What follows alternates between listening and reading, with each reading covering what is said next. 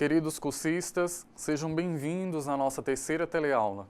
Já estudamos as modalidades de licitação, você se lembra? Vamos falar mais sobre elas na aula de hoje. Mas além de entendermos quais são as modalidades, nós temos que entender quais são os tipos de licitação. Professor, são a mesma coisa? Não, não são.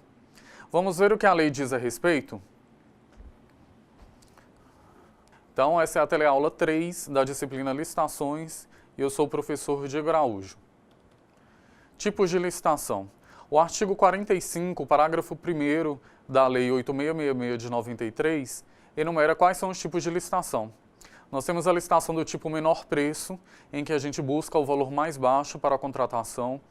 A licitação do tipo melhor técnica, de modo a executar o objeto do contrato. Esse é o modo de executar o objeto do contrato, buscando não preço, mas uma técnica mais adequada.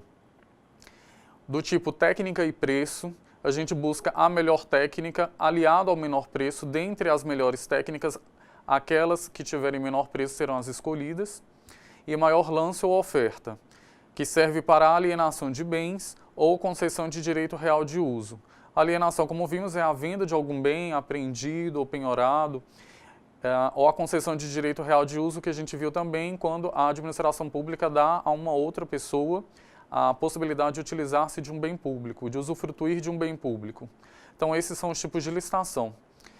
A mais usual, como a gente já viu também, é essa de menor preço, mas a gente tem as outras que também podem ser utilizadas. Melhor técnica, técnica e preço, quando tem um critério de técnica, são para serviços eminentemente intelectuais. Maior lance ou oferta para a venda e menor preço, que é o mais usado. Na prática, vocês devem utilizar mais o primeiro tipo, tipo de menor preço. A lei de licitações deu preferência à licitação de menor preço, que é o tipo que permite a escolha mais objetiva e dificulta a apreciação discricionária ou subjetiva por parte da comissão. A utilização de melhor técnica ou técnica e preço ficou um pouco limitada e só se aplicam para os contratos que tenham por objeto serviços de natureza predominantemente intelectual. Professor, e que serviços seriam esses? Bom, como exemplo temos elaboração de projetos, cálculos, fiscalização, supervisão e gerenciamento, engenharia consultiva, elaboração de estudos técnicos preliminares e projetos básicos executivos. Faz sentido isso para você? Um projeto é algo eminentemente intelectual, diferente da prestação de serviço de limpeza comum, que seria um serviço eminentemente braçal, concorda? Bom, mudando de assunto, vamos falar de procedimentos? Como já estudamos, a licitação é um procedimento que exige uma sucessão de atos e fases da administração e do licitante. O procedimento é mais complexo na concorrência, pouco menos na tomada de preços e simplifica-se no convite. Além disso, o procedimento da licitação fica a cargo de uma comissão, permanente ou especial, seja na modalidade concorrência, tomada de preços ou convite. Devemos ter uma atenção especial no convite, em que, nas pequenas unidades administrativas e onde a exiguidade de pessoal disponível justifique, a comissão poderá ser substituída por apenas um servidor formalmente designado. Mas isso é uma exceção. A regra é termos uma comissão. No caso de concurso, o julgamento é feito por uma comissão especial integrada por pessoas de reputação ilibada e reconhecido conhecimento da matéria, servidores públicos ou não. Professor, não entendi. O que significa reputação ilibada? Bom, reputação ilibada é a qualidade da pessoa íntegra, sem mancha, incorrupta, sem corrupção. No pregão, como já vimos também, a licitação é realizada por um pregoeiro, com auxílio de uma equipe de apoio. Questão interessante de se saber nesse tema é que é facultada à comissão ou autoridade superior, em qualquer fase da licitação, a promoção de diligência destinada a esclarecer ou complementar a instrução do processo. Feitas essas observações iniciais sobre alguns procedimentos em licitação, vamos estudar passo a passo cada modalidade de licitação, segundo as regras da Lei 8666 de 93. Vamos lá?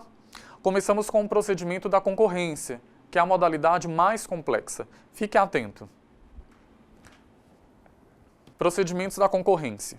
Então, a gente começa a fase externa com a publicação do edital, como a gente já viu em aula anterior. Depois, nós temos a entrega dos envelopes, o número 1 de habilitação e o número 2 de propostas. Então, na seção da concorrência, na seção pública da concorrência, os licitantes vão trazer 2 envelopes lacrados, um com as suas comprovações de habilitação, de qualificação técnica, de regularidade fiscal, entre outros, e no número 2 com as propostas. Habilitação.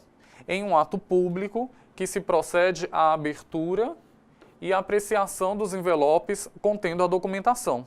Então, na habilitação, a gente faz a abertura daquele envelope número 1. Observação. Os documentos podem ser apresentados em original ou por qualquer processo de cópia autenticada. Tanto pode ser original, mas pode ser por cópia autenticada também, em cartório ou por um servidor da administração que está realizando a concorrência. Convém destacar que documentos de empresas estrangeiras deverão ser autenticados e traduzidos por tradutor juramentado e devem ter representação legal no Brasil. Examinados os documentos, então, serão considerados habilitados os licitantes que tiverem atendido às exigências do edital. Os considerados inabilitados recebem de volta o envelope lacrado contendo a proposta. Você se lembra que o licitante entregou 2 envelopes? O primeiro foi relativo à habilitação e o segundo relativo à proposta. Abrimos o da habilitação. Se o licitante já foi desclassificado aqui, devolvemos o envelope da proposta lacrado para ele. Aqui, se houver a interposição de recurso, o procedimento ficará suspenso até a decisão sobre ele. Vamos continuar com os procedimentos? Avançando na matéria, chegamos então na classificação e julgamento das propostas, classificando-as pela ordem, segundo os critérios objetivos constantes do edital. Se todas as propostas forem desclassificadas, a administração poderá fixar aos licitantes o prazo de 8 dias úteis para a apresentação de outras. Lembre-se que no convite são apenas 3 dias úteis, escoimadas das causas que deram margem à desclassificação. A lei usa a palavra escoimada, que significa retirar os impedimentos ou os vícios que levaram à desclassificação. O resultado da habilitação e do julgamento das propostas deve ser publicado na imprensa oficial, como regra. E se alguém entender que houve algum engano aqui, cabe recurso, professor? Sim. Do julgamento das propostas, cabe recurso.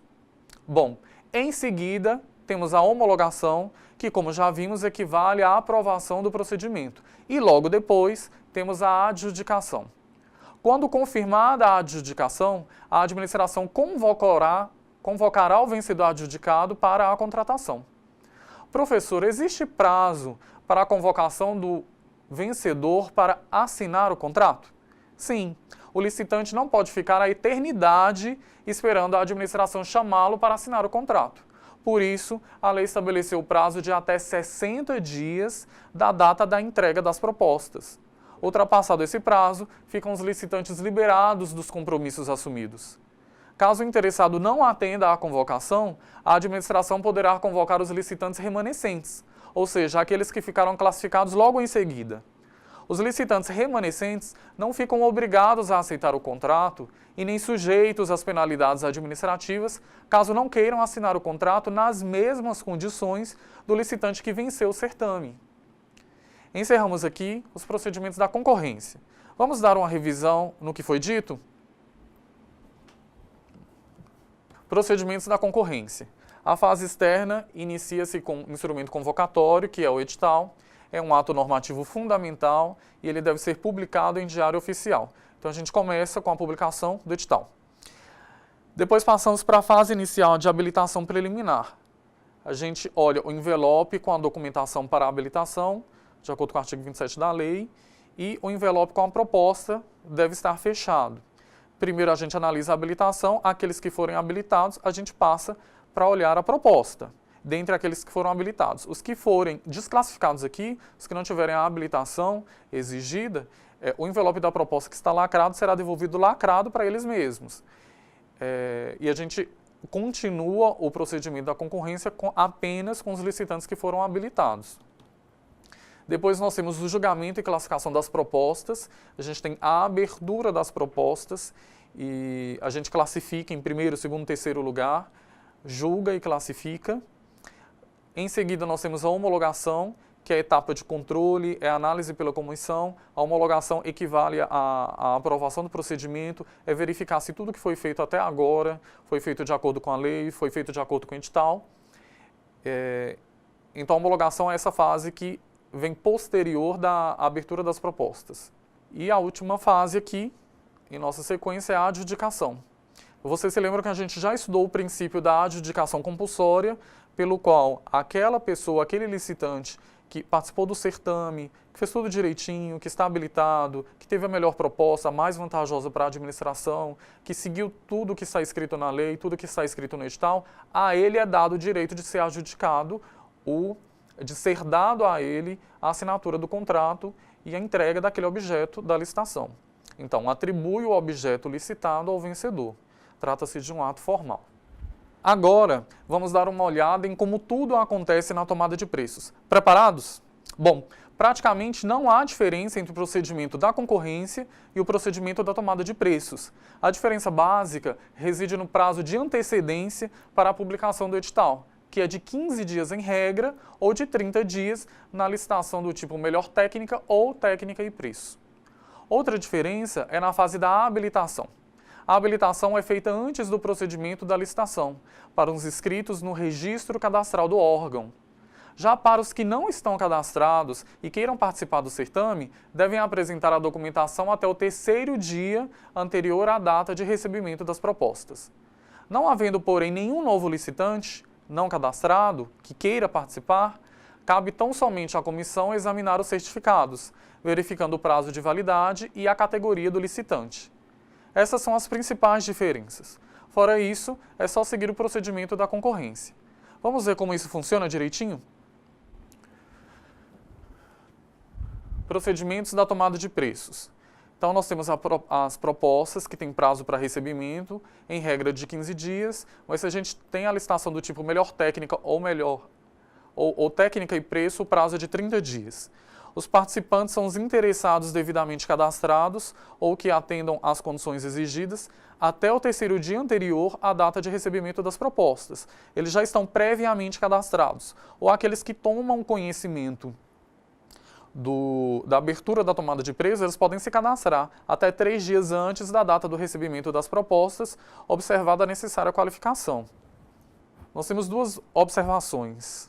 Os licitantes provam suas condições de habilitação no registro cadastral ou cadastramento prévio no início do ano. Ou seja, em regra, a tomada de preço não é feita para se habilitar os licitantes naquele momento.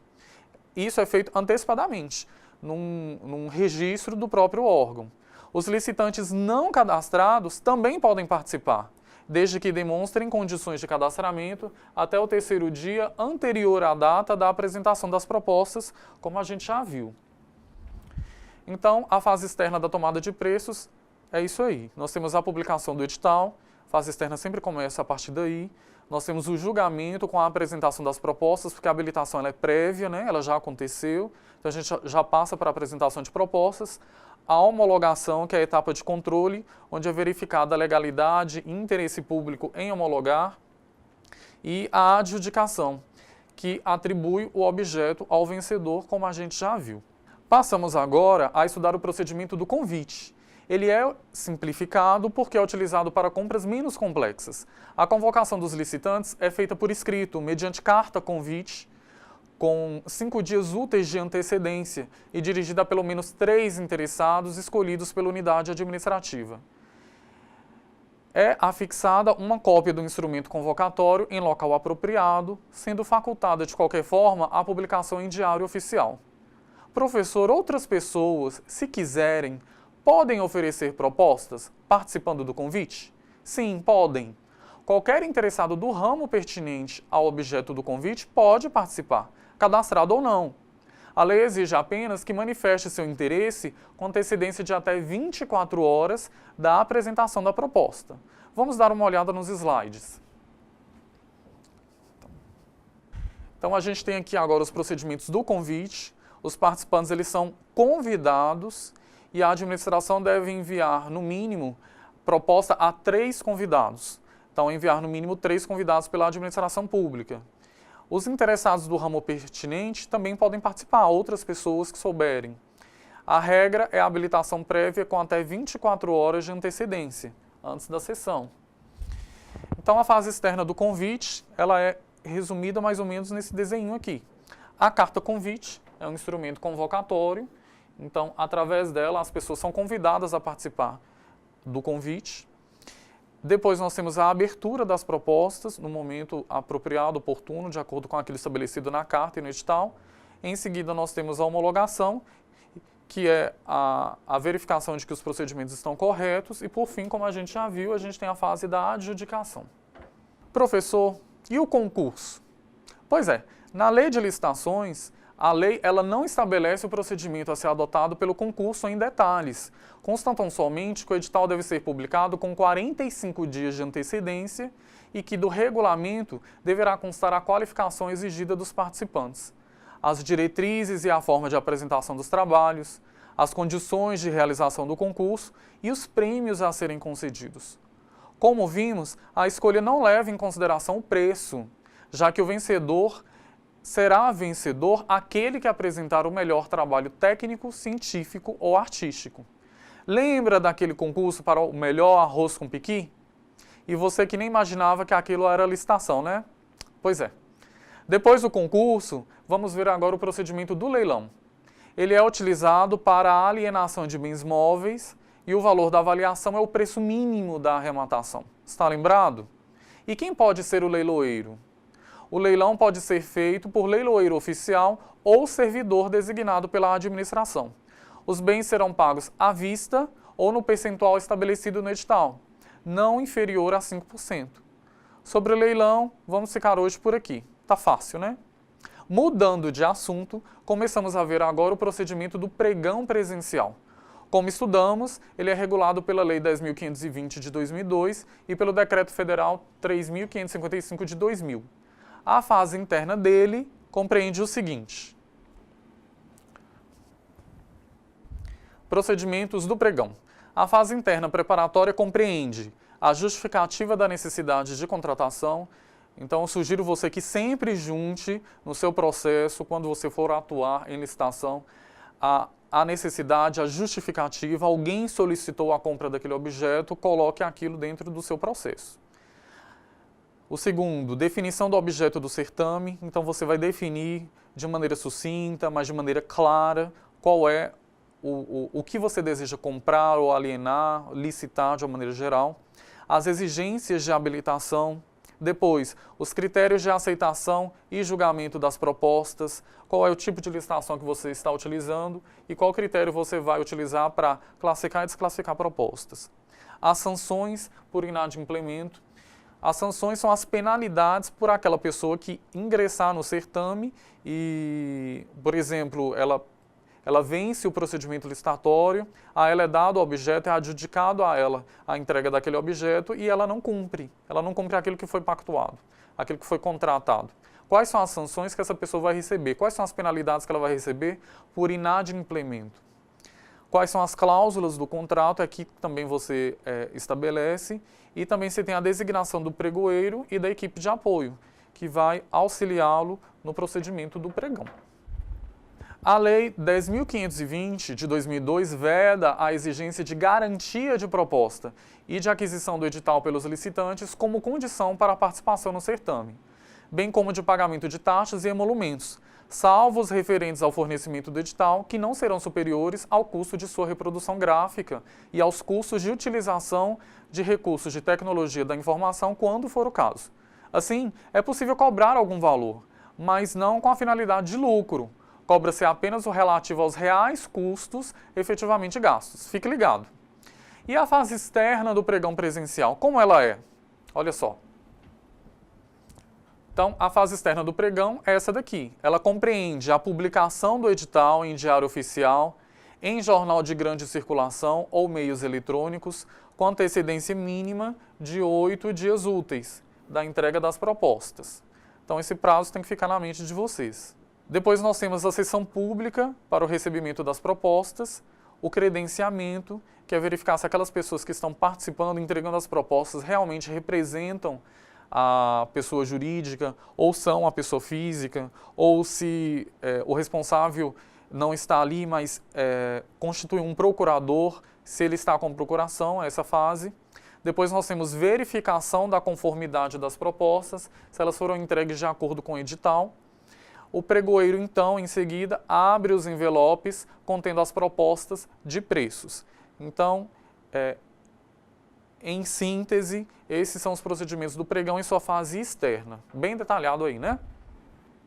Em sequência, o autor da oferta de valor mais baixo e os das ofertas com preços até 10% superiores àquela poderão fazer novos lances verbais e sucessivos, até a proclamação do vencedor. Depois disso, nós temos a abertura do envelope contendo os documentos de habilitação do licitante que apresentou a melhor proposta. Vale lembrar que os licitantes poderão deixar de apresentar os documentos de habilitação que já constem no Sistema de Cadastramento Unificado de Fornecedores, SICAF, e sistemas semelhantes mantidos por estados, Distrito Federal ou municípios. Mas se a oferta não for aceitável ou se o licitante não atender às exigências habilitatórias, o pregoeiro examinará as ofertas subsequentes e a qualificação dos licitantes, na ordem de classificação. Pode haver recurso contra alguma decisão também. Decididos os recursos, a autoridade competente fará a adjudicação do objeto da licitação ao licitante vencedor. Então temos procedimentos do pregão. A fase externa continua com a habilitação, os recursos, em seguida a gente tem a homologação e a convocação do vencedor para assinar o contrato. A habilitação, como a gente já viu, a gente analisa aqui se ele tem qualificação técnica, econômica e tudo mais. Isso pode ser substituído por um registro no Serviço Público Federal ou no âmbito federal. A gente tem o SICAF, por exemplo, que é esse cadastramento prévio em que as pessoas que queiram participar de licitações entregam já os seus comprovantes de regularidade todos e aí uma certidão é emitida, ou eles apresentam todos eles ali na hora. Depois a gente pode ter recursos, a homologação, que é a aprovação do procedimento, e por fim, a convocação do vencedor para assinar o contrato. Feitas essas considerações do pregão presencial, é bom saber como as coisas se desenrolam no pregão eletrônico. Em síntese, a diferença é que tudo é feito via internet, na fase externa. Veja detalhes em seu material didático, lá tem um passo a passo, ok? Avançamos agora para o estudo do Sistema de Registro de Preços. Professor, e o que é o registro de preços? Fácil. Ele é um registro de propostas para futuras contratações. Esse registro fica anotado em uma ata que tem validade de 1 ano e os preços ficam à disposição da administração, para que efetue contratações no momento e na quantidade que necessitar. A exigência de preços registrados, a existência, ela não obriga a administração a contratar.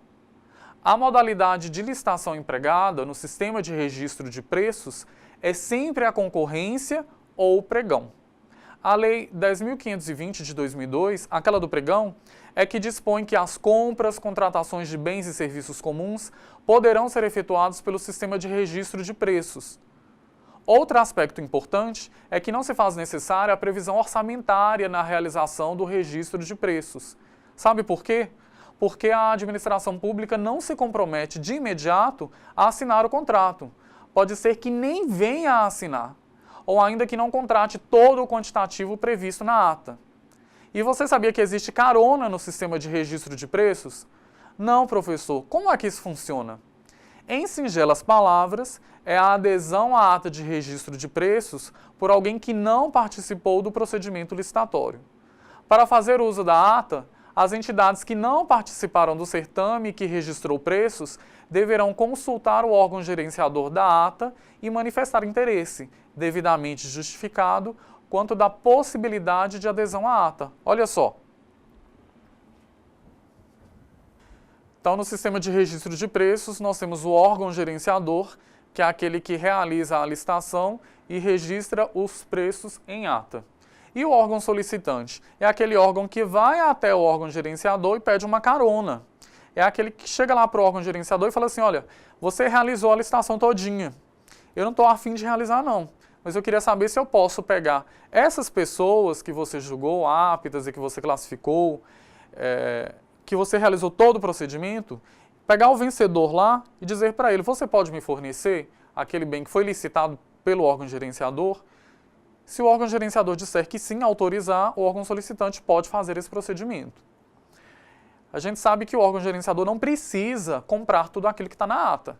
Então, aquilo que ele não for comprar, ele pode ceder para o órgão solicitante e assim evitar um novo procedimento licitatório. Então é isso. Órgão gerenciador é o que realiza, órgão solicitante é aquele que pede carona ao órgão gerenciador. Porém, as aquisições ou contratações adicionais a que se refere esse artigo não poderão exceder por órgão ou entidade a 100% dos quantitativos dos itens do instrumento convocatório e registrados na ata de registro de preços para o órgão gerenciador e órgãos participantes. Com isso, o órgão gerenciador deverá ter cuidado para que a soma dos quantitativos contratados não ultrapasse o quantitativo máximo previsto no edital. Em outras palavras, a carona não é ilimitada e o fato de pedir carona não significa que ela será concedida. Mudando de assunto, chegamos agora a um item muito importante dos nossos estudos. Você se lembra que estudamos que a licitação é a regra, mas que existem exceções? São as situações em que a lei dá à administração o direito de realizar um procedimento simplificado para contratar. É isso que vamos aprender agora. Começamos a ver as exceções com a contratação direta por dispensa de licitação.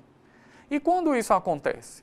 Bom, aqui chegamos a uma situação em que a competição é viável, a licitação é possível, a administração pode deflagrar o procedimento. Porém, está autorizado a não realizá-lo se isso melhor satisfizer o interesse público. As hipóteses de dispensa estão em um rol taxativo na lei.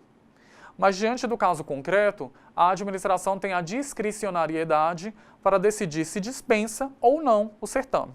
Vamos ver as principais hipóteses? Então, contratação direta por dispensa de licitação. A primeira hipótese é essa aqui, pequenos valores, está no artigo 24, incisos 1 e 2 da lei. Obras e serviços de engenharia até R$15 mil, outros serviços e compras de até R$8 mil. Então a lei diz, olha, você pode até licitar aqui, é possível, você tem diferentes fornecedores, mas como o valor eu considero pequeno, eu leio e considero esse valor pequeno, você pode fazer um procedimento simplificado. Não aquela licitação tão complexa, você pode fazer um procedimento simplificado, por dispensa de licitação. Obras e serviços de engenharia, o valor hoje é esse valor de R$15 mil, para outros serviços e compras é até R$8 mil. Então, se for 5 mil, 2 mil, 3 mil, eu posso realizar. Desde que não seja obras e serviços de engenharia, nesse segundo critério aqui, para outros serviços, se for um valor até R$8 mil, eu posso fazer.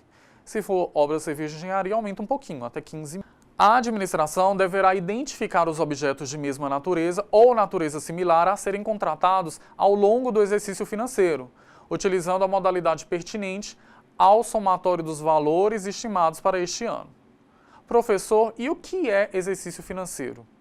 É o mesmo que ano civil, por exemplo, o ano de 2017. Assim, a administração deve tomar cuidado para não sair fazendo um monte de dispensa de licitação para o mesmo objeto ao longo de um mesmo exercício financeiro, se a soma dessas dispensas ficar em um valor que caberia à licitação, ok? Faça suas contas e fique ligado. Outras hipóteses de dispensa são em caso de emergência ou calamidade pública. Vamos ver o que esses conceitos significam? Calamidade pública é a situação de grave perigo ou dano decorrentes da ação da natureza. Exemplo de calamidade pública são as inundações, vendavais, epidemias, secas, etc. Já a situação emergencial é aquela que expõe ao perigo ou causa dano à segurança, à saúde ou à incolumidade de pessoas ou bens de uma coletividade, exigindo rápidas providências do poder público para eliminar ou reduzir suas consequências lesivas. A hipótese de dispensa de licitação é viável, então somente para adquirir os bens necessários ao atendimento da emergência ou da calamidade, e quando for necessária a realização de obras ou serviços em até 180 dias. É necessário, de qualquer forma, deixar demonstrado que tal situação não se originou da falta de planejamento dos gestores públicos. A próxima situação que dá direito à dispensa de licitação é a licitação deserta. Professor, o que é isso? Licitação deserta? Isso mesmo. Você poderá dispensar uma licitação caso já tenha feito uma licitação que deu errado e que foi considerada deserta nos termos da lei. Vamos ver quando isso acontece? Então, contratação direta, agora licitação deserta. Ela também está no artigo 24, inciso 5, da Lei 8666 de 93. É necessário que ninguém responda ao ato convocatório da licitação anterior e a realização de uma outra licitação cause prejuízo à administração. Ou seja, eu já fiz um procedimento licitatório, mas ninguém esteve lá, ninguém quis oferecer aquele objeto para a administração. Então, o ato convocatório da licitação anterior, ninguém respondeu àquele ato.